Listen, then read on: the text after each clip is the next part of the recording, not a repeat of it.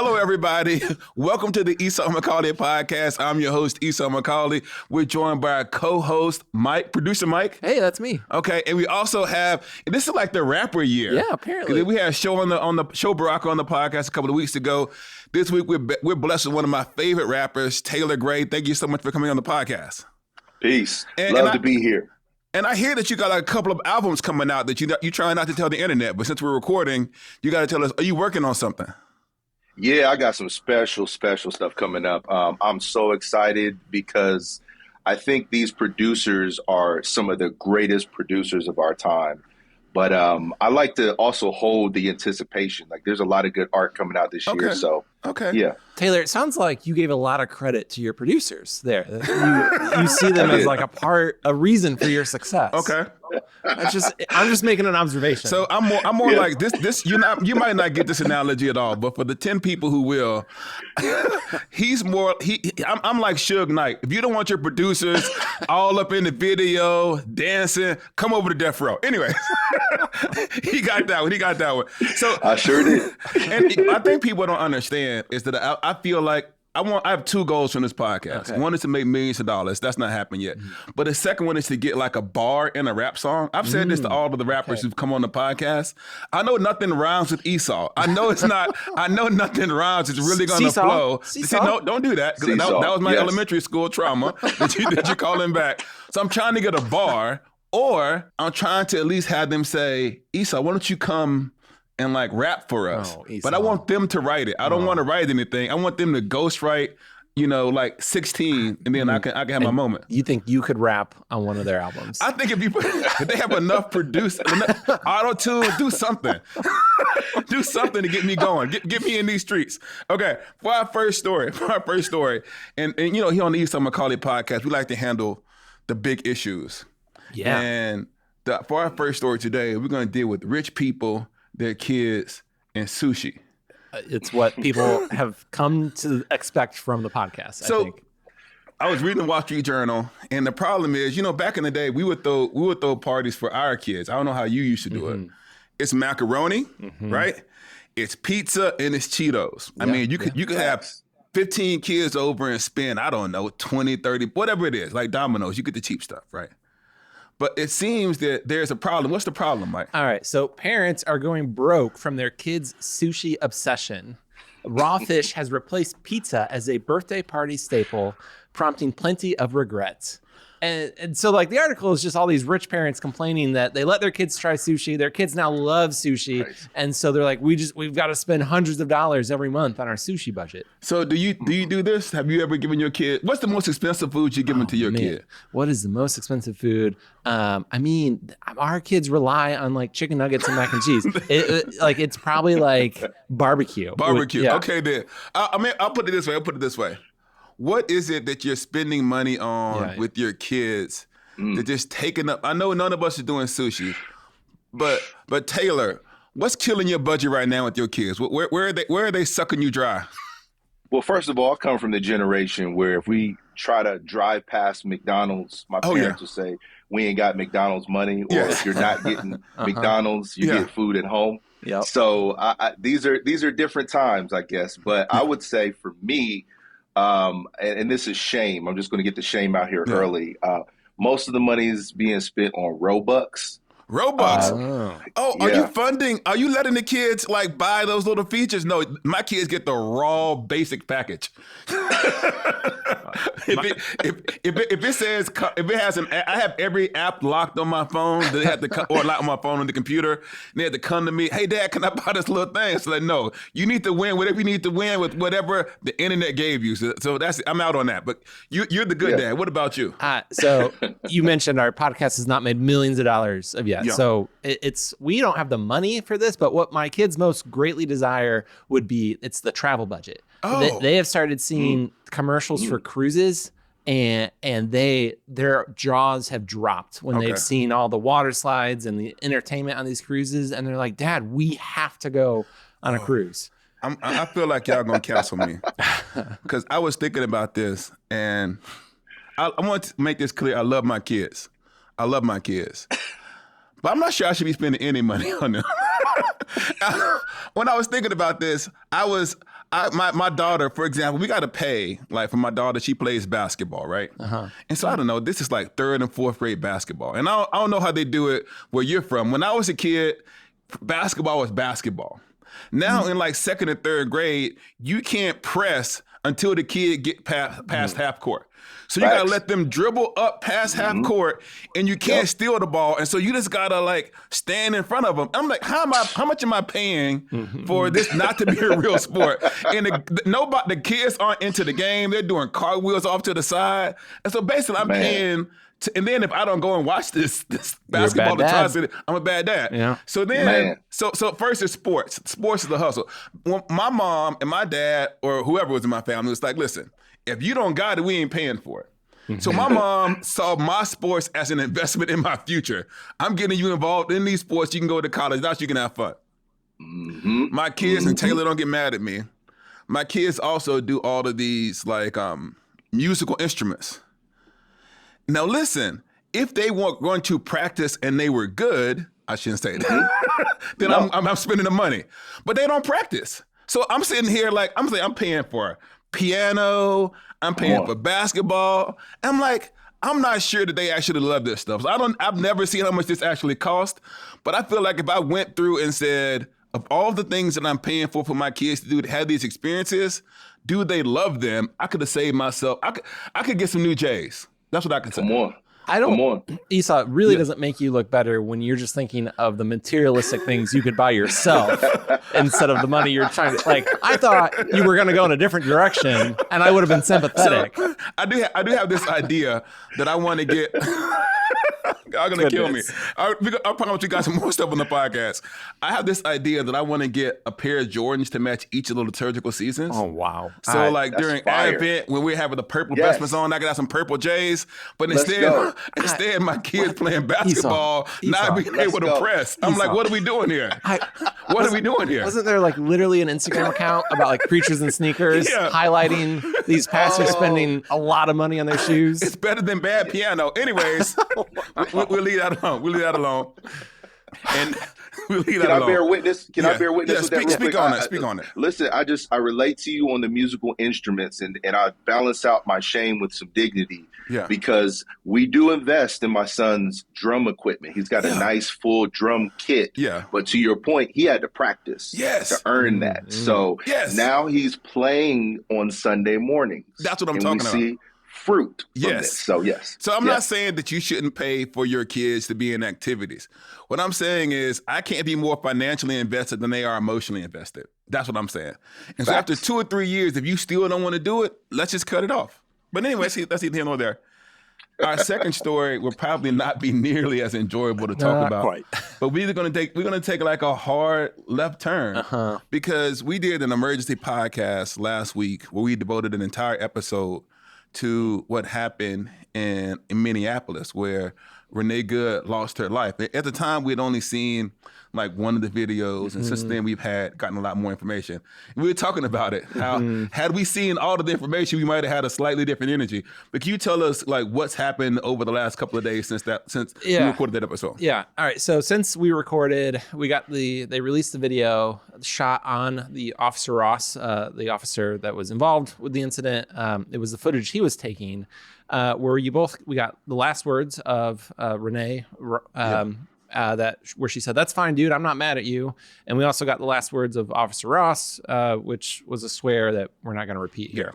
And also, like, man, watching that video, you and I both said, like, well, it was hard to come to the defense of the officer. It seemed like he escalated it very quickly. Yeah, it was funny. I was preaching at my church on Sunday, and I talked about how we do internet discourse.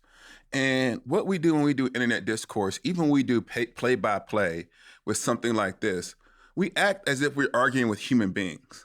Like I'm trying to convince like you, or I'm trying to convince the people who are watching the podcast about what happens. And we're looking at these different angles. And I said to my congregation, you know who saw every angle? God. And there's this thing that is called right and wrong. And sometimes it feels like we're trying to get to win an argument instead of getting to what actually happened. And for me, when I saw that second video, and forgive me, I'm not a police officer. I've never had to fire a weapon, all of that stuff. I'm not trying to be a prude around language and all of that stuff, even though I think the way that we talk about people matters. But if I've just shot somebody, regardless of what they've done to me, if I've just shot someone and a life may be over, and I know that after I fired a gun at the human being, the idea that the first thing that I'm going to say after I fired a gun that might have ended someone's life is to speak dehumanizing language about them, to me feels unconscionable. And that part, there's a million things that bother me about this, but the idea that anytime a life is potentially lost or someone is wounded, even your greatest enemy, that would be a tragedy.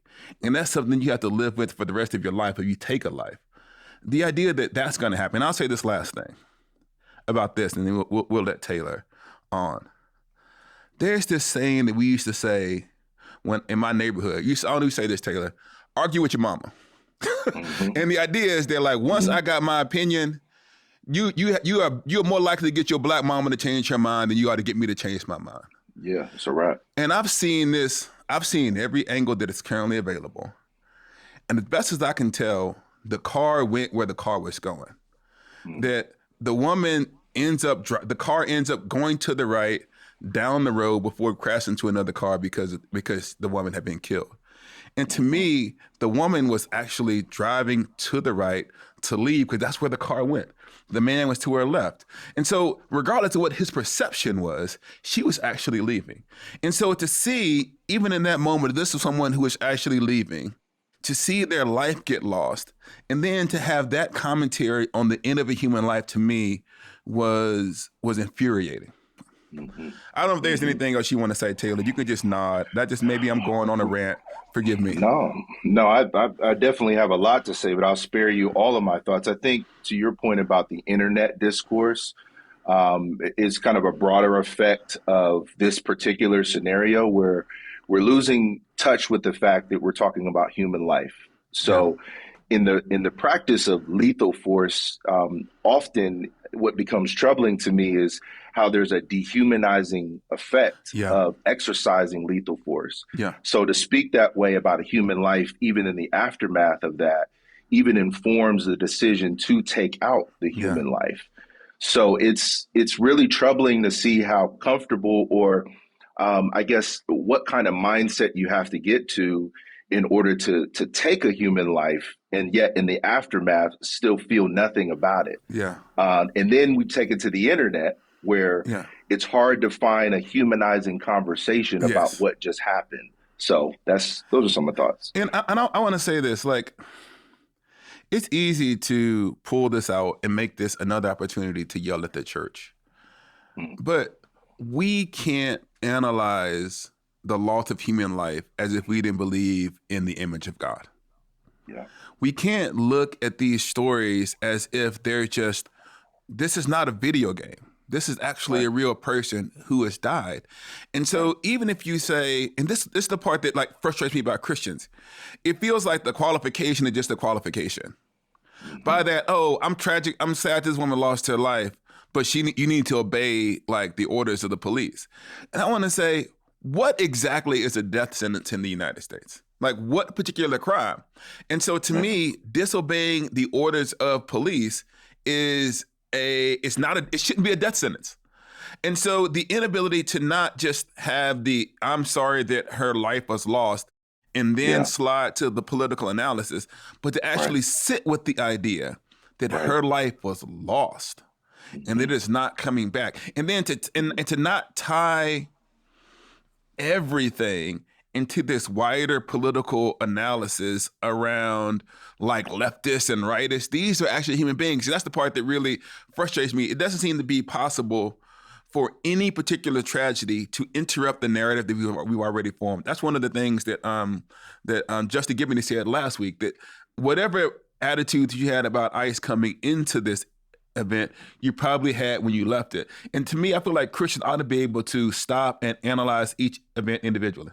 Yeah, I think, we got some comments last week that people who were maybe frustrated we weren't more critical. Yeah. And it didn't come from we were all very frustrated, but I think we do believe that more hate from us isn't going to solve anything. But I also want to say, like, we've done a lot of research then over the last week or so, and the Wall Street Journal has done great research where we can see it's how evident it is that this is not an isolated incident. The Wall Street Journal's report has identified 13 times in the last 6 months where an ICE agent has fired at or into civilians, a civilian group, leaving at least 8 people shot and 2 confirmed dead. In all of 2024, there was only 3 of these incidents. And then I don't know if you saw this video. Over the weekend, there was a video of an ICE agent having an interaction with a protester where he said, haven't you guys learned anything over the last few days? Implying you need to get out of here or someone else is going to get killed. And to me, this is going to be so cheesy. You all remember the old Spider-Man cliche, with great power comes great responsibility. Yeah. And it's almost like under Trump and the Trump administration, ICE, they believe that with great power comes no responsibility. No responsibility. So they can just do whatever they want, whenever they want, because they have the power, and everyone else better get in line. And Trump basically confirmed as much in an interview with the New York Times lately, where he said, when asked if there are any limits on his global powers, Trump said, yeah, there's one thing, my own morality. Yeah. Wow. So there is so much I want. When you were saying it, I was thinking about this idea that we had when the ICE enforcement, the surge first came along. There were stories about the quotas that he had put up, and the idea is that we need to get these numbers. And I think I could be wrong about this, so if you can edit it out, that there's actually bonuses and things attached to these numbers. So if you said we have to get this amount of people out, and you have to do whatever it takes to get it. And people actually are saying, hey, given the crisis of the lack of border control in the previous administration, extreme measures were necessary to kind of keep our country safe. And these are the kinds of results. But I want to say, what if that's not an I'm going to talk about as a Christian. As a Christian, the ends and the means must both be ethical. The way in which you do something and the effect of it is ethical. Here's the cross, right? The way in which God saves us and the fact that God saves us are both ethical. That he doesn't have an unethical way of bringing about salvation. And so even if we were to acknowledge, which I do not agree with, that the crisis needed the kinds of responses that we have, even if there were a crisis at that point, it shouldn't necessarily mean that we have to toss aside our ethics, especially as Christians. And it's precisely in the moment of heated controversy that Christians are supposed to be the people who keep their head and say, even now, we want people to do things right. I want to add one more part about this. And this is the reason why I find this particular story, and maybe it just stuck with me, because the way in which I feel like people aren't taking what's happening seriously. The Fed chairman, I don't know if you saw this story. We had this in our pre-recording chat, that he announced that he was under investigation for some of the comments he made around the kind of renovations to the Fed building. And then there's been a Department of Justice investigation into the things that he's doing. And the Fed chairman came online and said, listen, this is actually about the fact that I have not adjusted the federal interest rates in the way that the president wanted me to. And he saw this as the politicalization, how you say that word, of kind of the Department of Justice. And the reason I point this out is, if you don't do what the president likes politically, then he is going to use the Department of Justice against you. It seems to be the case. I can't make it seems to be the case. And when you see like the bending of facts to suit a political end, it's the reason why it's hard for me to accept what's going on with the Minneapolis story, because it seems to be that the end of immigration enforcement means that this story can't be an example of ICE overreach, because it disrupts the narrative. And it's a part of a larger pattern of the truth must be bent to fit the narrative. And so it may seem like the Fed chairman being indicted or being investigated and what's happening in Minneapolis are totally separate, but I think that they're linked in the fact that it's hard for me to trust this administration, because I don't believe that they're always acting in the best interest of the American people, but to the best interest of what they want to get accomplished. Taelor, I'll let you get the last word on this, and then we talk about DMX. Yeah, no, I listened to the quote from Jerome Powell, and I wrote down a part of what he said because, to your point, I think this is important to extract. He says, "This is about whether the Fed will be able to continue to set interest rates based on evidence and economic conditions, or whether instead monetary policy will be directed by political pressure or intimidation." Yeah. So he's trying to create a distinction, around what this is all about. Yeah. Like there's a narrative. Yes. There's a narrative that informs the power dynamic and informs ultimately the ability to make choices and decisions that affect other people. And then there's the truth. Yeah. What is this about? Yeah. And if we're able to discern between the two, I think we're a lot better off, particularly as followers of Christ, because a lot of times these events reveal our ethics. Yes. And reveal what we really say we're about.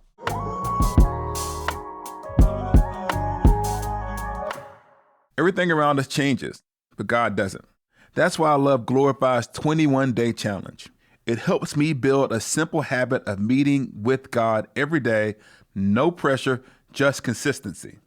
With Glorify, you can start your morning by reading the Bible passage of the day, diving into Glorify's daily devotional, and wrapping up with an immersive experience called Daily Walk with God. If you need a few minutes to yourself in the middle of the day, try one of Glorify's guided meditations, or listen to the curated worship playlist for some quiet reflection. To end the day, enjoy Glorify's sleep meditation to help you wind down and put your mind at ease. Whether you're a committed Christian or simply curious about faith, Glorify has something for you. Join over 20 million people who have downloaded the Glorify app and deepen their relationship with God. Listeners to the show get full access to Glorify for just $29.99 for the entire year. Get full access all year for just $29.99 at glorify-app.com/Esau. That's glorify-app.com/Esau. Zones field got him doing football numbers, only average grown. He was acting grown. So me and you had something in common, Taylor. We were both pastors. We also have something in common that we both wanted to be rappers, but one of us actually became a rapper. And for our next story, we're going to talk about somebody who I used to listen to growing up, DMX. Were you a DMX fan? Big DMX fan, yes. So there's this church, I think it's Why wouldn't you ask me if I was a big DMX fan, Esau? What's your favorite DMX song? The one from the third album. Really? What's the third album? Track one. Track one. Well, no, the track one on the third album. What was the third album? Esau, why are you? What was the name? Okay, then what was the name of the crew that DMX rode with? What was they called? Run DMC. I don't know. That's rough. I Okay. should have Googled before you sit this one out. You sit this one out, Mike. Okay. We would check in if we need you. The culture needs a moment. Okay, fine. Okay. So DMX, there's a church, I think it's in New York City. That is having, Don't look at me. You just told me to sit this one out, and then you looked at me. Because you're supposed to have the facts. There's a church in New York City who wants to, how do you say, after he's dead, I'm not even going to try to pronounce it. After he's dead, they want to honor DMX by ordaining him. It's called posthuman. How do you say it? I think it's posthumous. Posthumous. Posthumous. There we go. These rappers can say it. Anyways, they want to honor him by ordaining him like after he has died. And I just thought that was a really interesting thing. In particular, they wanted to honor DMX because there are definitely these spiritual elements in his music. So I want to say this. I grew up for those of you who don't know, before DMX came around in like 90s hip hop, it was what they would call like the shiny suit era. So you had a bunch of dudes who was running around with like Versace and shiny clothes. It's kind of like the bling era. And like DMX came with like, he had like a chain. What do you call those things? Like what kind of chain you call those? Like a dog chain. Like a dog chain. With a lock on it. He just out there. He was barking at folks. And it was just like, let's take this back to the streets. And there was something authentic in which DMX, he to me captured a certain kind of black person who I think that everybody knew, who was super thugged out, but had kind of an interesting relationship with God. Yes. And so on his albums, there was this real mix that kind of, to me, it revealed a soul who was struggling. And I don't want to like, there was a lot of misogyny in his like music. Yeah. There was a lot of violence. And so I don't want to like whitewash over the man's legacy. That was part of what he was up to. And that was kind of part of hip hop then and now. But there's also a spiritual component. And so you saw, and he had these prayers that he had in his album, they were deeply Christian. Jay-Z talked about what it was like to have, to follow DMX in a concert, how he'd have everybody like barking and yelling, and then he'd have them praying, and then they'd be crying. Then Jay-Z had to come out. It's a hard knock life. And so anyways, what was your experience with DMX growing up? And then we'll talk about his ordination in a second. Yeah, so I want to be clear. I was a DMX fan, but I was raised in the church, and I was raised in a strict environment. So listening to DMX was an expression of rebellion from my upbringing. So it wasn't like I was tapped in with all things hip hop.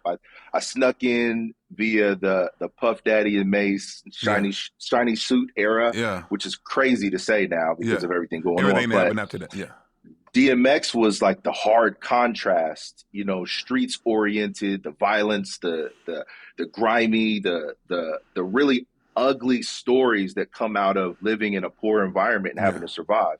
So you're right. It was like that visceral feeling from just the way that he rapped. He's literally growling and barking like a dog on the songs, but it was the energy. So I snuck out and bought a DMX tape from his first album, It's Dark and Hell is Hot. Yes.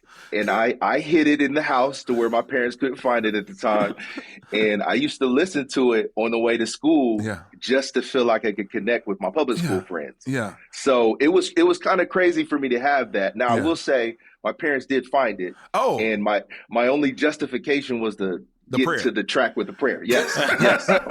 Yeah, Mom, what you want me to do, Mom? Oh my gosh. And it was sandwiched in between some of the worst songs of the album. So it's like, stop it right there. And so I want to make sure we know, like, I'm not trying to pass judgment on this man. Like, may he rest in peace. I'm not trying to, like, I'm serious. I'm not. But I do think that, like, at least his music, so I don't know the man's life, his music was paradigmatic of someone who had a vague idea, not vague, he had a real idea of who God was, but he never got the discipleship part. Mm-hmm. That he had a relationship with God that was outside of the context of, from his music during this era when I knew about him, of actually submitting to like church authority. And I remember this was like in the only God can judge me era of hip hop, where there was a lot of spirituality in the music. And I used to always say, once again, I'm not talking about DMX. Only God can judge you, but God actually does judge. And he does actually have a standard for holiness. And one of the things that I liked about you and kind of what happened with like Christian hip hop in its best form is that it took that authenticity of the culture and it brought it under like the sovereignty of God. So I had to feel like I didn't have to choose, I didn't have to leave my actual piety and the culture that I knew. With DMX, he was like, skip this song, play half the prayer, skip this song. But with y'all, but what happened with in Christian hip hop is it felt like there was an attempt in the best moments of it to get at some of those same kinds of cultural questions, but have a more robust answer. Is that fair for what y'all was trying to do? Yeah, and I think it's some of it could be called street adjacent Christian hip hop. Where certain themes will resonate with people who are either in the streets or close to them. I think a lot of my commentary around DMX, to your point, is complicated because as a pastor, I worked in the inner city. I served in the inner city, so I would frame DMX as someone who would be called like an unlikely messenger. Yeah. Where if you're doing work with those who are trying to overcome significant circumstances that are against them, sometimes you'll meet people along the way who are not polished, who do not have all of their scriptures in order. They probably haven't been to church in 6 months. Yeah. But they may surprise you with like some sort of profound spiritual knowledge or quote scripture better than maybe one of your deacons. Yeah. And I look at DMX as kind of like that complicated personality to where if you read his story, it was really unfortunate what happened to him as a kid. Yeah. And yet in some of those visceral moments, you may not have direct access to a healthy church environment, but you do have this innate sense that you need God. And I'm not sure where that goes, or I'm glad I don't have to figure out where that lands for everybody. Yeah. But there was a spiritual connection that he made with a lot of the people who listened to his music. Yeah, and I remember I had friends and family members who, let's just say, weren't always engaged in legal activities. Mm-hmm. And when I would come home, they would be like, "Hey, yo, man." I'm like, actually, before I left home, there was stuff that they didn't invite me to. And there was stuff that they kept me away from. And people in my neighborhood knew not to mess with me because of who my cousins were and who my families were. It's like, don't pull up on him because you got to deal with these other folks. But they kept me away from it. And they would, even when I'll come home, they would say, "I'm proud of you."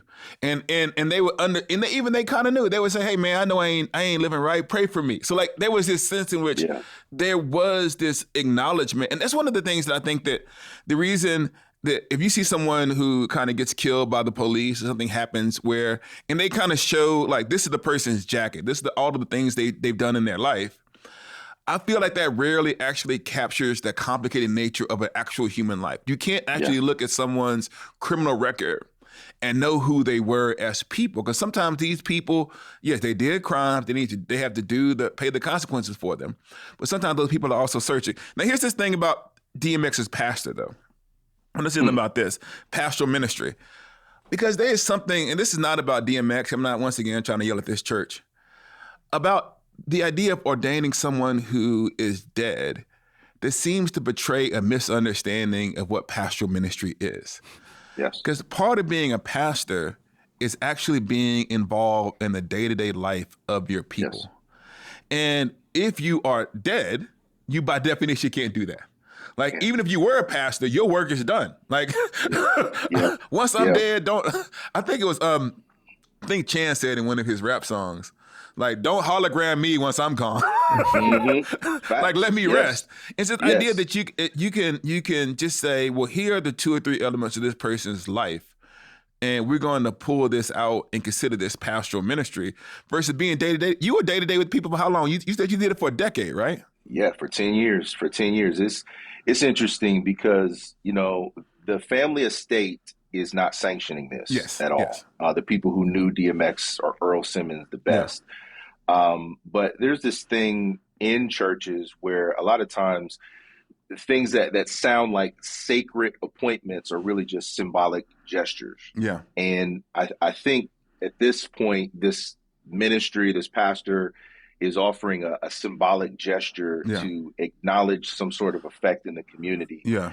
And it is not, DMX is not a pastor. This can go into just our complicated relationship with celebrity, like someone who's well known, who seems like they're making an impact day to day in ways where you're not showing up physically, but because we're inspired by your art or your music or in some kind of way, you deserve to be recognized.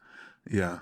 So that and that's the other thing that you were talking about is showing up physically. To be one of the interesting things about this too is I went back and I did this crazy thing. I opened up my Bible, Mike. You can come back into the podcast now. Welcome back.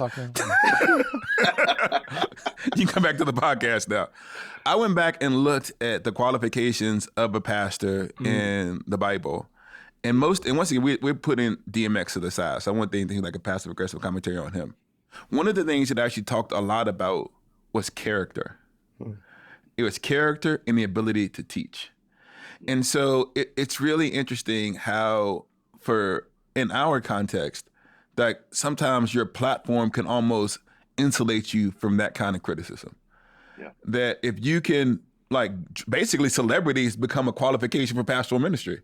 Yeah. And that if you have someone who's actually in your community, who is loving you and caring for you, who coming to visit you on when you're sick and all of those things, that's kind of sometimes disconnected from the people who have large platforms who are on our phones. And so maybe I'll ask you this. What do you think is most important for pastoral ministry to recover in this moment? Oh, man. I say this as a former pastor, as someone who really enjoys preaching. I still get to do it sometimes. Yeah. And I think pastors need to recover the idea of not trying to make every sermon something that's going to change someone's life. Yeah. I think in sermon prep, it can be tempting to be like, if I just put together the right words, I say the right things, I'm just going to so many people are going to be inspired. It's going to change their lives. And the reality is it won't. Yeah.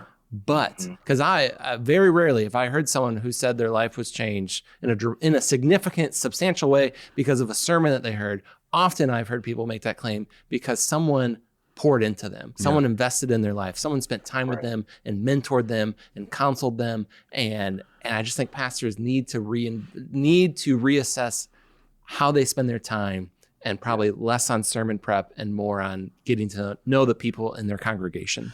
So Taylor, maybe I ask you this. I'll put two questions to you. What do you miss about pastoral ministry? And what do you think the lay people and the people of the pews, what do they need to hear like from a pastor that they don't necessarily always take seriously? So you could be nostalgic and then you can be slightly prophetic. So there you go. Yeah. I'm going to be honest. I'll lean towards the prophetic because I haven't had enough time away to miss. To be nostalgic. Yeah, it's only been like a month. You've been out the game for a month. He's like, I'm still enjoying being done. The relief. Yes. But I do think that for the church going forward, there's this idea of Christ's incarnation, which is more than just kind of a reflection of miraculous descent from heaven to earth, but it is an actual proximity to people, and proximity to society and circumstances in society. And I think a lot of times we think of the vocation of it all without actually like tapping into the community part and actually reminding ourselves that we are a part of the body of Christ. Yeah. You know, we're not outside of it. We're not in a separate category. We need to partake just as much as our congregants. So a little piece of application, in particular as it relates to DMX, is we kind of had a special service to acknowledge the DMXs of the world because our church was proximate to people like Earl Simmons. Yeah. So we played the prayer during service. Oh, okay. And we just played the prayer. You didn't play one before or after it. We didn't play none of that stuff. But there are people who connected to that who otherwise would not have found themselves in a church service that we then get to be present with beyond the church service. Yeah. So again, we're partakers, and I think as long as we stay tapped in with the community element, we'll be right in the same vein. Yeah, there's this. You think about presence. In the Baptist church, I think y'all. I don't know if y'all do this. I don't know how y'all move. So y'all do the invitation, like where people can come and accept Jesus. No. Okay, then. So in the Baptist church, Black Baptist church in the South, at the end of every service, I mean, I should say we do that on occasion, but not on a weekly basis. We open the doors. We open the doors. I just want it to be known that my church does, ask people. Okay, we open the doors. Okay, we open the doors. Right? And so part of what it means to be a pastor is when the doors are open, you have to y'all open the doors every Sunday. Did y'all do that? Or you've seen it? Listen, that's my life. I grew up with open the doors. Yes. So we don't do this in my current church. So, but part of it is you have to like beg the people when the doors of the church are open. And so it's almost like a second sermon to get the people to come down. I don't know if I told this on the podcast before. And so when you're first starting off as a preacher, they put you in the evening service. Mm-hmm. So that means it's 6 p.m. and the building seat like 1,000, but it might be 50 cats in there, right? Yeah. So the doors of the church will be open. And now you got to beg these 50 people to try to like come down. And so I'm doing this month in and month out and ain't nobody getting saved. It's like, doors of church open, song is sung, like we're done, right? Yeah. So then one Sunday, my spirit was just broke, man. I ain't finna beg these same 50 people to come down this aisle.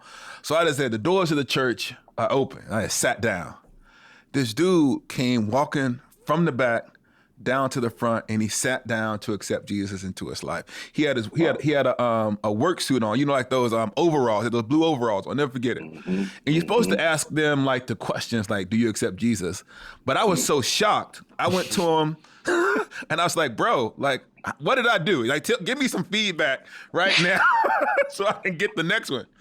And my man said, "I was just waiting on you to finish preaching so I can accept Jesus." Wow. And here's the important part. Here's the important part.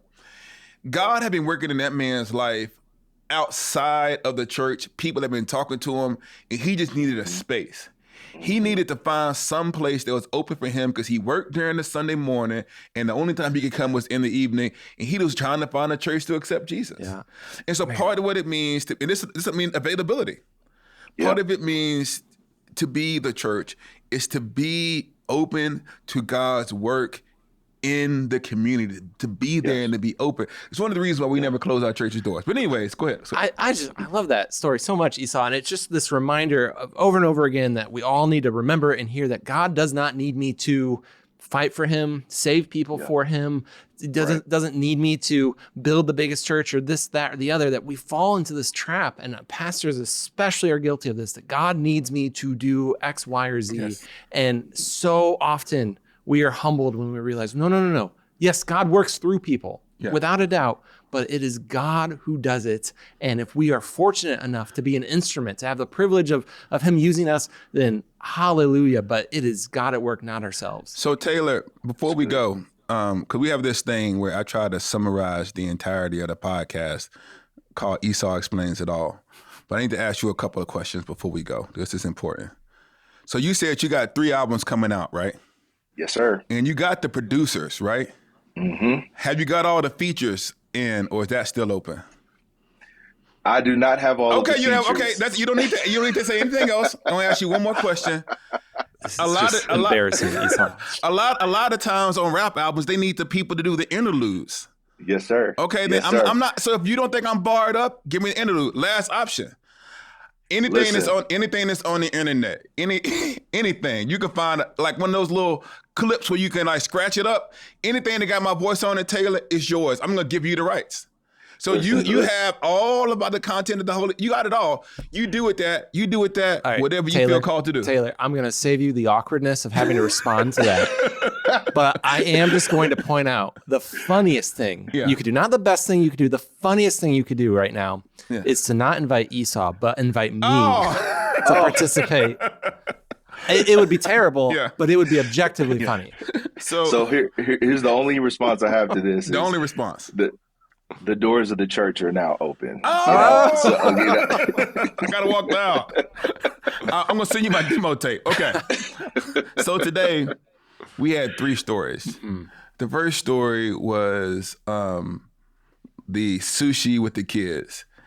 And we were trying to get at the heart of this story is it's not about spending money with your children. Mm-hmm. It's about having these authentic connections and these authentic relationships. At least for y'all, not for me. The second story that we dealt with today was the ICE story, which is actually a lot more difficult and weighty. But once again, what we were trying to get to was the truth that exists outside of narratives that we spin. And then what we're trying to do as Christians is to find out what happened and not actually to simply defend our side. And once again, in this story with the ministry of DMX, one of the things that drew people to him was that you felt like he was giving a real picture of a human life that was struggling to make sense of God.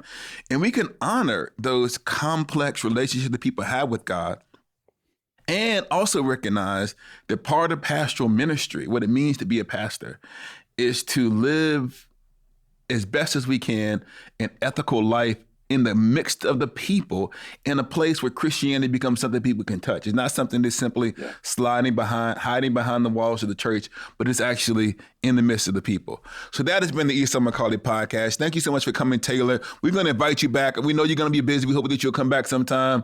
And Mike, you have to come because we pay you. Thank you so much.